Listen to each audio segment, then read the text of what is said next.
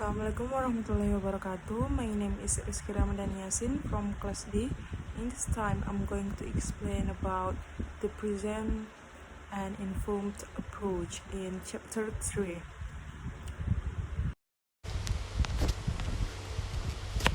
The present and informed approach.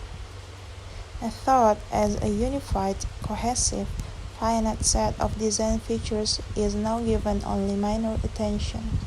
The profession has at last reached the point of maturity where we recognize that the diversity, while we may have outgrown our need to search for such definable methods, nevertheless, the term methodology continues to be used, as it would in any other behavioral science, to refer to the systematic application of validated principles to practical contexts. You need not therefore subscribe to a particular method with a capital M in order to engage in a methodology. The next material is an enlightened approach. Your approach is guided by a number of factors. The first one is your own experience as a learner in classrooms. The second is whatever teaching experience you may already have had. The third is classroom observations you have made, books you have read. And the last one is previous courses in the field. There are two reasons for variation at the approach level. The first one is an approach is by definition dynamic and therefore subject to some tinkering as a result of one's observation and experience. And the second is research in second language acquisition and pedagogy almost always yields findings that are not conclusive but are subject to interpretation. The next material is communicative language teaching. There are 6 interconnected characteristics as a description of CLT. The first one is classroom goals are focused on all the components. There are grammatical, discourse, functional, sociolinguistics, and strategic of communicative competence. Goals therefore must intertwine the organizational aspects of language with the pragmatic. The second is language techniques are designed to engage learners in the pragmatic, authentic, functional use of language for a meaningful purpose. Organizational language forms are not the central focus, but rather aspects of language that enable the learner to accomplish this purpose. The third is fluency and accuracy are seen as complementary principles underlying communicative techniques. At times, fluency may have to take on more importance than accuracy in order to keep learners meaningfully engaged in language use. The fourth is students in a communicative class ultimately have to use the language productively and receptively in unrehearsed contexts outside the classroom. Classroom tasks must therefore equip students with the skills necessary for communication in those contexts. The fifth is students are given opportunities to focus on their own learning process through an understanding of their own styles of learning and through the development of appropriate strategies for autonomous learning. The last one is the role of the teacher is that of facilitator and guide, not an all-knowing bestower of knowledge. Students are therefore encouraged to construct meaning through genuine linguistic interaction with others. Learner-centered instruction. This term applies to curricula as well as to specific techniques. It can be contrasted with teacher-centered and has received various recent interpretations. Learner-centered instruction includes: the first one is techniques that focus on or account for learners' needs, styles, and goals. The second is techniques that give some control to the student. The next is curricula that include the consultation and input of students and that then presuppose objectives in advance. The next one is techniques that allow for student creativity and innovation.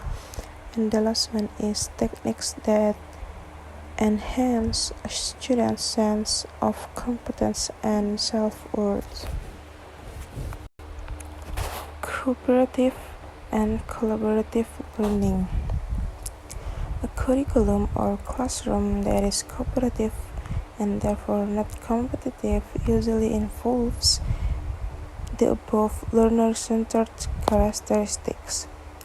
Research has shown an advantage for cooperative learning on such factors as promoting intrinsic motivation, heightening self-esteem, creating caring and altruistic relationships, and lowering anxiety and prejudice.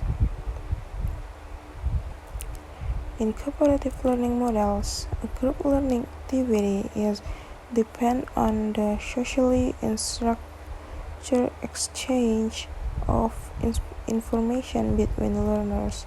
In collaborative learning, the learner engages with more capable others who provide assistance and guidance.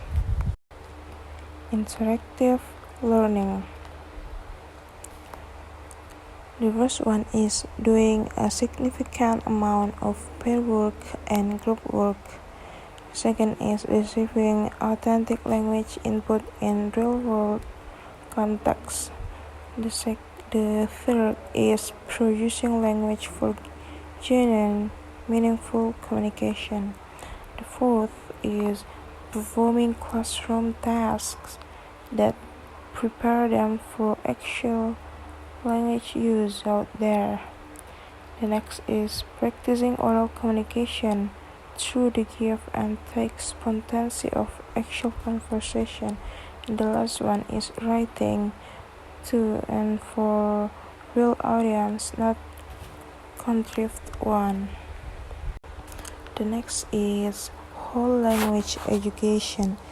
The first is cooperative learning. The second is participatory learning. The third is student-centered learning. The fourth is focus on community of learners.